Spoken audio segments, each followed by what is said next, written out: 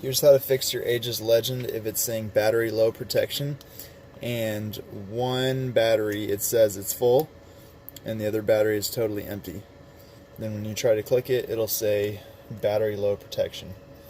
So use a sharp knife to pry off this black cover, and then there's 4 screw holes holding this clear cover in.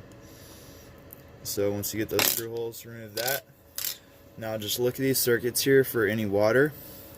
Take a little paper towel and blot the water off.